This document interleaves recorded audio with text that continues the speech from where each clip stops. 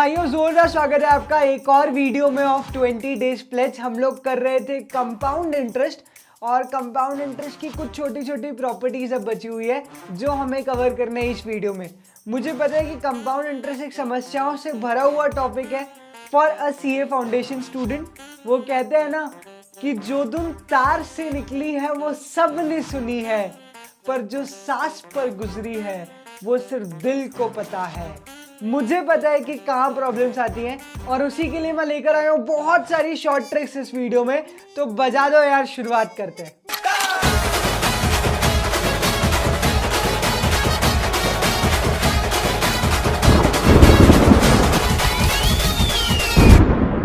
तो भाइयों मैं इतना बता चुका था कंपाउंड इंटरेस्ट में कि कंपाउंड इंटरेस्ट इंटरेस्ट और इंटरेस्ट होता है। कंपाउंड इंटरेस्ट सिंपल इंटरेस्ट से हमेशा बड़ा या बराबर होता है। पहले साल में कंपाउंड इंटरेस्ट और सिंपल इंटरेस्ट दोनों सेम होते हैं। अमाउंट होता है P इंटू फैक्टर और उसके बाद तुम लोग CI निकाल सकते हो, क्योंकि यहाँ पर पहले अमाउंट निकलेगा और उसके बाद कंपाउंड इंटरेस्ट निकलेगा, जबकि सिंपल इंटरेस्ट में पहले इंटरेस्ट निकलता था और फिर अमाउंट निकलता था। तो ये एक छोटा सा डिफरेंस है। फिर मैंने तुम्हें बताया था कि R और T का नेचर सेम होना चाहिए। R ने T से कहा कि तुमको जो पसंद है वही बात कहूंगा, तुम दिन को कहो रात तो मैं भी रात कहूंगा। फिर लास्टली हम लोगों ने डिस्कस किया था कि जितनी ज़्यादा कंपाउंडिंग होगी उतना ज़्यादा बड़ा अमाउंट होने वाला है। अगर कंपाउंडिंग पर मंथ है, पर डे है, तो अमाउंट बहुत ही ज़्यादा बड़ा आएगा as compare to compounding per annum या फिर कंपाउंडिंग सेमी एनुअली। तो जितनी ज़्यादा कंपाउंडिंग उतना बड़ा अमाउंट। नेक्स्ट बात जो कंपाउंड इंटरेस्ट में तुम्हें बहुत ध्यान देनी है वो है टाइम स्केल। फेवरेट क्वेश्चन है इंस्टीट्यूट का। तो याद करो, सिंपल इंटरेस्ट में जब मैंने टाइम स्केल बनाई थी तो मैंने हर बार प्लस प्लस प्लस किया था। मतलब अगर 4 सालों में 2p बढ़ता है तो फिर मैं अगले 4 सालों में भी 2p ही बढ़ा रहा था।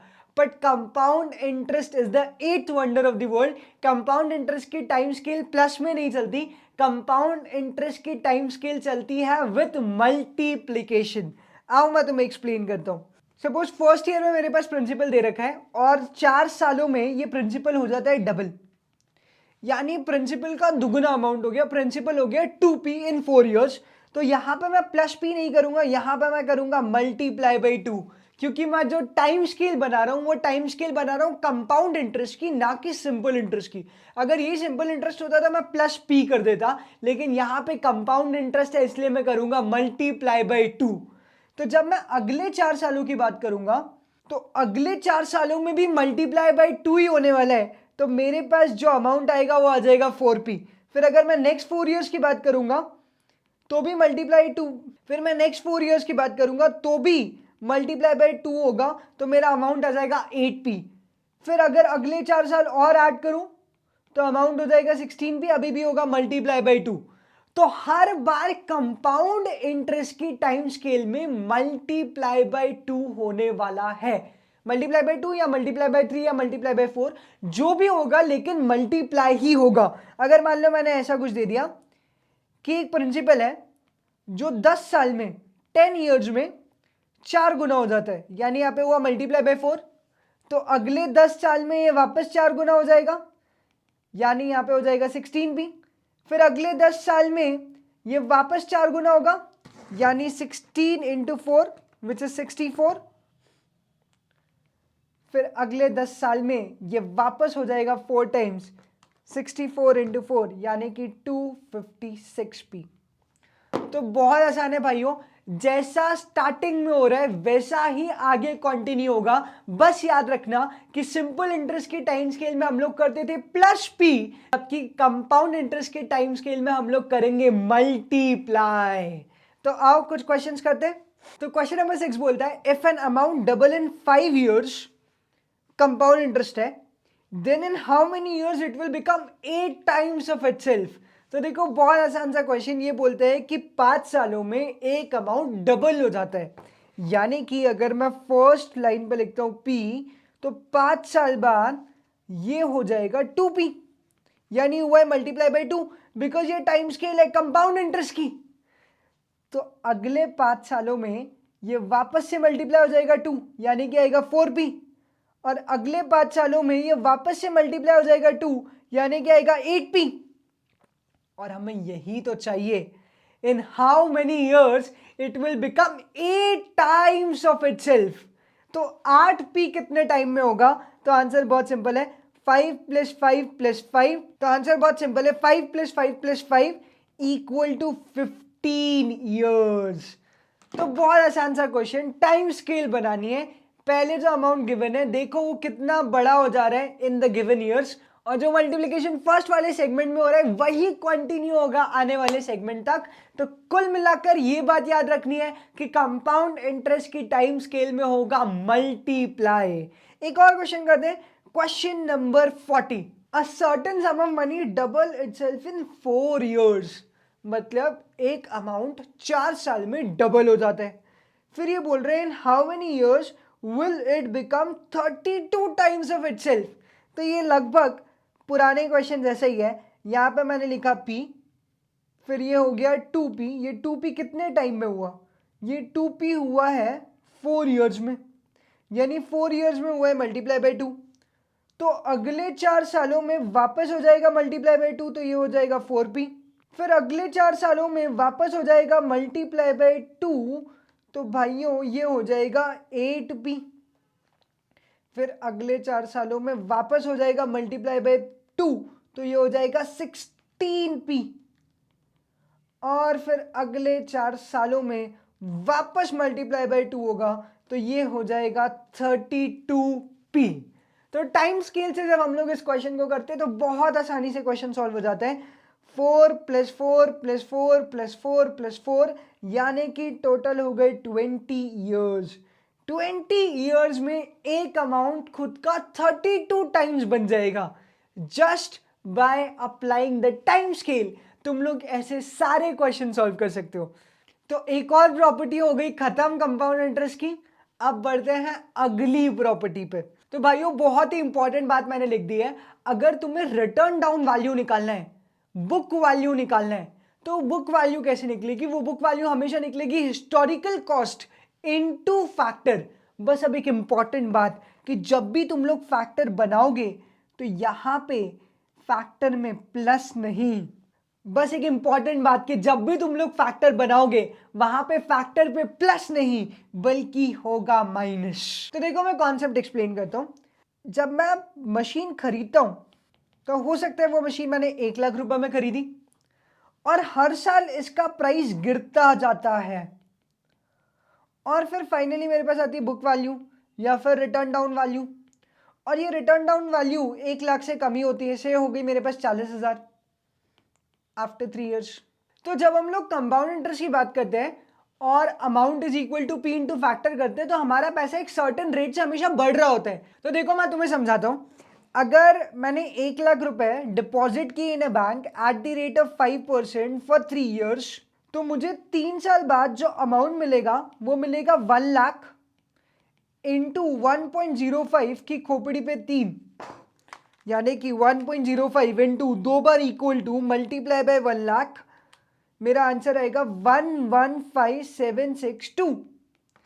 यानी कि अगर 1 लाख रुपए मैं बैंक में डिपॉजिट कर दूं 3 साल के लिए eight the rate of 5% compound interest, तो मुझे अमाउंट बढ़ के मिलता है और वो अमाउंट होता है 1,15,762 रुपए। पर अगर मैं ये 1 लाख रुपए बैंक में डिपॉजिट ना करूं और मैं इस 1 लाख रुपए से खरीद लूं मशीन, और ये मशीन डेप्रिशिएट होती है एट द रेट ऑफ 5%, तो बताओ आफ्टर 3 ईयर्स बुक वैल्यू क्या होगी? ऐसा एग्जाम में क्वेश्चन पूछा जा सकता है। तो मेरी बात बहुत ध्यान से सुनना, डेप्रिसिएशन के केस में वैल्यू बढ़ती नहीं है बल्कि वैल्यू कम होती है। जब हम लोग कंपाउंड इंटरेस्ट का फॉर्मूला लगाते हैं amount is equal to p into factor, हम उस फैक्टर में प्लस r/100 करते हैं, यानी कि प्लस i करते हैं, क्योंकि अमाउंट एक कांस्टेंट रेट से बढ़ रहा है। जबकि डेप्रिसिएशन के केस में मेरे भाई अमाउंट एक कांस्टेंट रेट से बढ़ता नहीं है, अमाउंट एक कांस्टेंट रेट से कम होता है, क्योंकि मेरी मशीन की वैल्यू हर साल 5% से कम होगी। तो पहले साल मेरी मशीन 1 लाख की थी, फिर उसमें से 5% कम हो गया, यानी कि 5,000 कम हो गया, तो फिर वो हो गई 95,000 की आफ्टर ईयर 1। फिर इसमें से 95,000 का 5% जाएगा, यानी कि 4750 वापस कम हो जाएगा, तो फिर मेरी बुक वैल्यू आएगी आफ्टर 2 ईयर्स। फिर 90 to 50 का 5% जाएगा, यानी कि 4512.5, तो मेरी बुक वैल्यू आ जाएगी 85,737.5 की आफ्टर 3 years। तो तुम लोग देख रहे हो कि डेप्रिसिएशन में वैल्यू एक कांस्टेंट रेट से कम होती है। तो किसी ने सोचा क्यों ना कंपाउंड इंटरेस्ट के अमाउंट वाले फॉर्मूले में हम लोग फैक्टर में प्लस आई करने की बजाय माइनस आई कर दें, क्योंकि अगर माइनस आई कर दिया तो एक कांस्टेंट रेट से अमाउंट कम होगा। अमाउंट बढ़ने की बजाय अगर कम भी हो तो हम लोग तो फैक्टर में प्लस आई की बजाय माइनस आई कर दिया, जिससे अमाउंट बढ़ने की बजाय कम होगा। अगर इसी फॉर्मूला को मैं लिख दूं तो वो कहलाएगा रिटर्न डाउन वैल्यू का फॉर्मूला। तो देखो कुछ भी नहीं किया हम लोगों ने, तो देखो इसी को मैं एक फॉर्मूले की तरह लिख देता हूं। WDV is equal to historical cost into 1 minus I की खोपड़ी पे n। यानी कि फर्क सिर्फ फैक्टर में है। कंपाउंड इंटरेस्ट में जब हम लोग अमाउंट निकालते हैं तो प्लस आई होता है, लेकिन हम लोग अगर रिटर्न डाउन वैल्यू निकालेंगे इन केस ऑफ डेप्रिसिएशन तो प्लस आई नहीं होगा मेरे भाई, यहां पे होगा माइनस आई, क्योंकि कांस्टेंट रेट से डेप्रिसिएशन लग रहा है, वैल्यू ऑफ मशीन कम हो रही है। तो सबसे पहले तुम बड़ा जो फिगर है हिस्टोरिकल कॉस्ट उसको लिख देना, उसमें मल्टीप्लाई करना फैक्टर का। अगर तुम हिस्टोरिकल कॉस्ट को फैक्टर से मल्टीप्लाई करते हो तो तुम्हें मिल जाएगी बुक वैल्यू या फिर रिटर्न डाउन वैल्यू। तो बहुत आसान, WDV is equal to 1 lakh into 1 minus 0.05 की खोपड़ी पे 3। क्योंकि मुझे इसमें रिटर्न डाउन वैल्यू निकालना है तो मैंने 1 लाख को लिख दिया हिस्टोरिकल कॉस्ट की जगह। रेट ऑलरेडी गिवन था 5%, तो 1 माइनस 0.05 की खोपड़ी पे 3, तो मेरा WDV का आंसर आ गया 0.95 into 2 bar equal to multiply by 1 lakh. तो मेरा आंसर आ जाएगा 85737.5। और अगर तुम लोग नोटिस कर रहे हो तो ये दोनों आंसर होते हैं मैच। तो कुल मिलाकर बात सिर्फ इतनी सी है कि अगर डेप्रिसिएशन का क्वेश्चन हो और रिटर्न डाउन वैल्यू निकालनी हो तो सिंपल सा फॉर्मूला लगाना, written down value is equal to historical cost into factor, और फैक्टर में आई प्लस नहीं होगा 1 में से आई माइनस होगा। सिंपल। तो 17 क्वेश्चन बोलता है कि ओरिजिनल वैल्यू ऑफ मशीन है 1,25,000 और वो बोल रहे स्क्रैप वैल्यू निकालो 20 साल के बाद अगर डेप्रिसिएशन का रेट है 10%।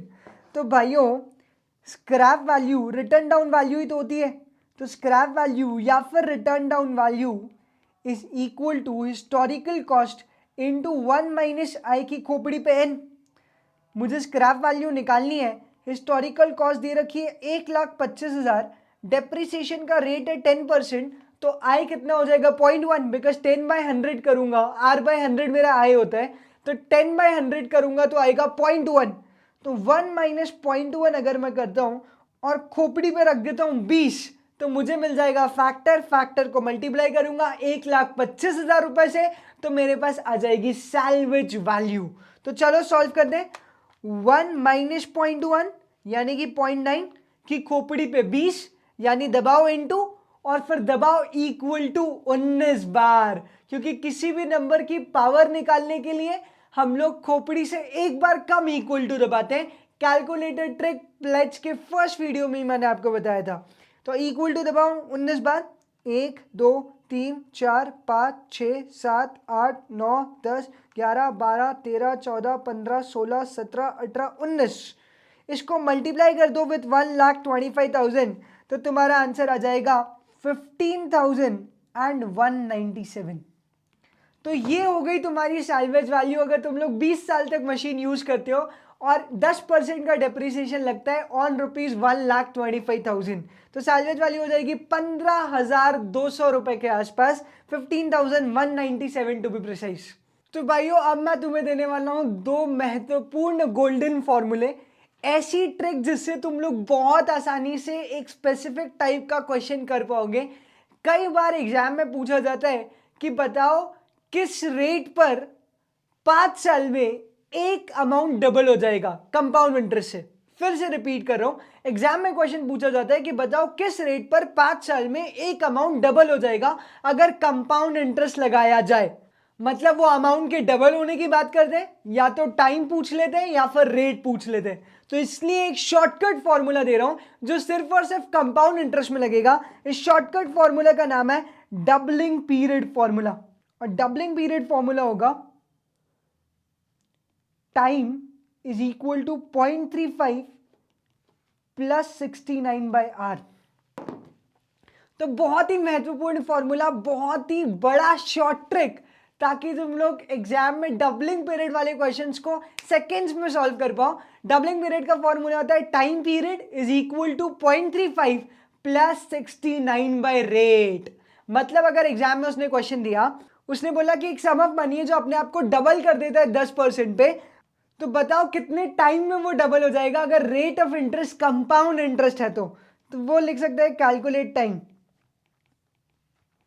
तो तुम्हें आता है टाइम पीरियड का फॉर्मूला निकालते, बहुत आसान है। Time period is equal to 0.35 plus 69/रेट। तो रेट कितना हो गया, रेट है तुम्हारा 10%, तो ये हो जाएगा 69/10, यानी कि 0.35 प्लस 6.9, तो ये हो जाएगा 7.25 ईयर्स। तो टाइम पीरियड तुम्हारा आ गया 7.25 ईयर्स। तो अगर एक अमाउंट डबल हो रहा हो इन द क्वेश्चन, तो सीधे सीधे लगाओ डबलिंग पीरियड फॉर्मूला। अगर रेट दे रखा है तो टाइम निकल जाएगा, अगर टाइम दे रखा है तो रेट निकल जाएगा। कुछ क्वेश्चंस करते हैं फ्रॉम द एग्जाम्स।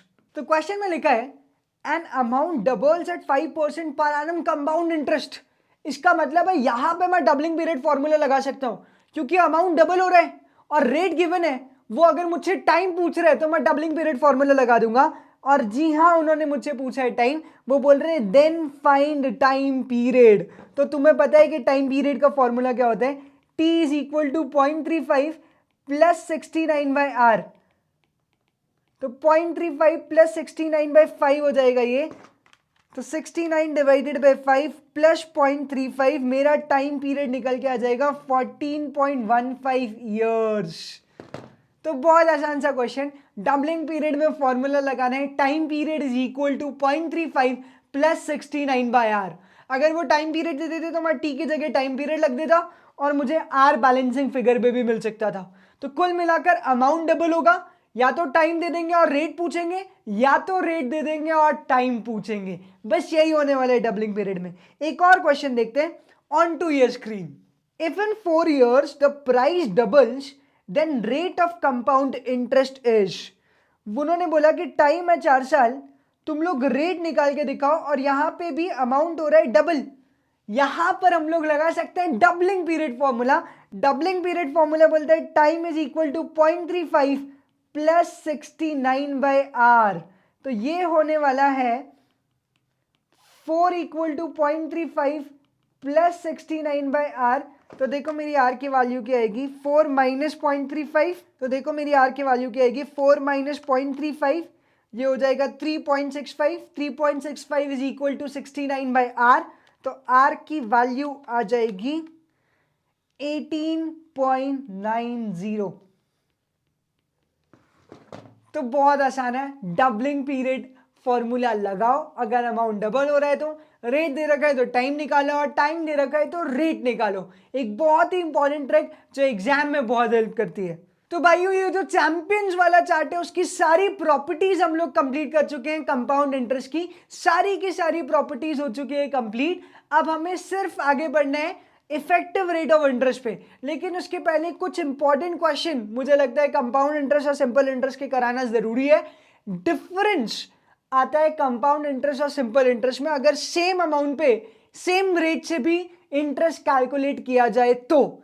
इस डिफरेंस पे बेस्ड क्वेश्चंस एग्जाम में पूछे गए। वो एक प्रिंसिपल दे देते, एक रेट दे देते, एक टाइम पीरियड दे देते, और बोलते हैं कि सीआई और एसआई में डिफरेंस क्या आएगा। तो भाइयों, चैंपियंस वाला चार्ट में कंपाउंड इंटरेस्ट की सारी प्रॉपर्टीज हम लोग लिख चुके हैं। बस एक स्पेशल क्वेश्चन है जो सिंपल इंटरेस्ट और कंपाउंड इंटरेस्ट दोनों को लिंक करते हैं एक साथ, वो क्वेश्चन मुझे कराना है। फिर कंपाउंड इंटरेस्ट तुम्हारा पूरी तरीके से खत्म। यहां पे दे रखा है if the difference of SI and CI is 72। ये लोग बोल रहे हैं सिंपल इंटरेस्ट और कंपाउंड इंटरेस्ट के बीच में जो डिफरेंस है वो है 72 eight the rate of 12% for 2 years। और ये लोग पूछ रहे हैं कैलकुलेट द अमाउंट। अमाउंट से यहां पे इनका मतलब है प्रिंसिपल। तो कौन से प्रिंसिपल पे सीआई और एसआई का डिफरेंस 72 आने वाला है, 12% पे 2 साल के लिए। तो इस क्वेश्चन को हमेशा सॉल्व करना है भाइयों नॉकआउट से। एग्जाम में तुम्हें ऑप्शंस दिए होंगे, ऑप्शन नंबर ए हो सकता है 6000 हो, ऑप्शन बी हो सकता है 5000 हो, और तुम्हें चूज करना है कि कौन सा ऑप्शन सही है। तो तुम लोग सीधे करो नॉकआउट। नॉकआउट कैसे करने, कैलकुलेटर उठाओ, 6000 पे सिंपल इंटरेस्ट निकाल लो 12% से 2 साल के लिए। तो 6000 का सिंपल इंटरेस्ट कैसे निकलेगा, 6000 इंटू 12% इंटू 2। तो मेरा सिंपल इंटरेस्ट आता है ऑप्शन नंबर ए के हिसाब से 1440। अब ऑप्शन नंबर ए के हिसाब से कंपाउंड इंटरेस्ट भी निकाल लो। तो कंपाउंड इंटरेस्ट निकालने के लिए पहले अमाउंट निकालना पड़ेगा। अमाउंट कैसे निकलेगा, 1.12 फैक्टर बना लिया, खोपड़ी पे 2 है तो 1.12 into equal to multiply by 6000, 1.12 factor बना लिया, खोपड़ी पे 2 है तो into equal to multiply by 6000 minus 6000। तो तुम्हारा कंपाउंड इंटरेस्ट आता है ऑप्शन नंबर ए के हिसाब से 1526। अगर मैं दोनों का डिफरेंस निकालूं तो 1526 माइनस 1440, तो डिफरेंस आता है 86.4, जो कि हमारा डिफरेंस नहीं है क्योंकि क्वेश्चन में डिफरेंस दे रखा है 72 का। तो जिस भी ऑप्शन से 72 का डिफरेंस आए वही वाला ऑप्शन सही होने वाले। तो चलो 2 नहीं तो कोई और सही, ऑप्शन बी पे स्टार्ट करते हैं। ऑप्शन बी में सबसे पहले मैं निकालता हूं एसआई। एसआई कैसे निकलेगा, 5000 इंटू 12% इंटू 2। तो ऑप्शन बी में एसआई आता है 1200। और ऑप्शन बी का सीआई निकालता हूं अब मैं, तो वो हो जाएगा 1.12 into equal two into 5000 minus 5000। तो मेरा सीआई आता है 1272। इन दोनों का अगर डिफरेंस निकालूंगा तो आ जाएगा 72। इसका मतलब है option number B is absolutely correct answer. तो अगर डिफरेंस वाले क्वेश्चन हो भाइयों तो कुछ नहीं करने, प्रिंसिपल उठाना है ऑप्शन में से, एक बार एसआई निकाल के देखना है, एक बार सीआई निकाल के देखना है और दोनों का डिफरेंस निकालना है। देखना क्या डिफरेंस जो क्वेश्चन में गिवन है वो आया या नहीं आया। अगर वही डिफरेंस आ जाता है इसका मतलब है वो वाला ऑप्शन बिल्कुल करेक्ट है। तो अगले पड़ाव में एंटर होते हैं और एक और क्वेश्चन करते हैं। The difference between the simple interest and compound interest on a certain sum of money invested for 2 years at 5% per annum is ₹30. Then the sum is। तो यहाँ पे फिर से प्रिंसिपल पूछ रहे, तो option number A B C D ऐसे दिए होंगे। मैं 2 ही ऑप्शन ले रहा हूँ क्योंकि हमें नॉकआउट करना सीखना है सिर्फ, चाहे 4 ऑप्शन हो या 400 हो, डजेंट मैटर। तो ऑप्शन ए हो सकता है 13000 हो, ऑप्शन बी हो सकता है 12000 हो। तो ऑप्शन नंबर ए हम लोग ट्राई करते हैं। 13000 पे अगर मैं सिंपल इंटरेस्ट निकालता हूं तो 13000 इंटू 5% इंटू 2, तो मेरा सिंपल इंटरेस्ट आता है ऑप्शन नंबर ए के हिसाब से 1300। और अब मैं कंपाउंड इंटरेस्ट निकालता हूं ऑप्शन ए के हिसाब से तो 1.05 into equal to multiply by 13000 minus 13000। तो मेरा कंपाउंड इंटरेस्ट आएगा 1332.5। तो दोनों के बीच में जो डिफरेंस है वो आ रहा है 32.5 रुपीज का, जबकि मुझे डिफरेंस चाहिए सिर्फ 30 का। तो चलो ऑप्शन बी से ट्राई करते हैं। ऑप्शन बी का अगर मैं ऐसा ही निकालूंगा तो कैसे निकलेगा, 12000 इंटू 5% इंटू 2। तो ऑप्शन बी का एसआई अगर मैं निकालता हूं तो 12000 इंटू 5% इंटू 2 वो हो जाएगा 1200। और अगर ऑप्शन बी का कंपाउंड इंटरेस्ट निकालता हूं तो वो होगा 1.05 की खोपड़ी पे 2 मल्टीप्लाई बाय 12000 माइनस 12000। तो 1.05 into equal to multiply by 12000 minus 12000। तो मेरा सी आई आ जाएगा 1230। अगर इन दोनों के बीच में डिफरेंस निकालूं तो डिफरेंस इज ऑफ 30। इसका मतलब है मेरा ऑप्शन नंबर बी बिल्कुल सही है। तो बी पे टिक लगा दो। तो भाइयों चैंपियंस वाला चार्ट हमारा मोर देन 50% हो चुका है कंप्लीट। अगले वीडियो में मिलने वाला हूं इफेक्टिव इंटरेस्ट के साथ। तब तक के लिए bye bye, take care and keep smiling.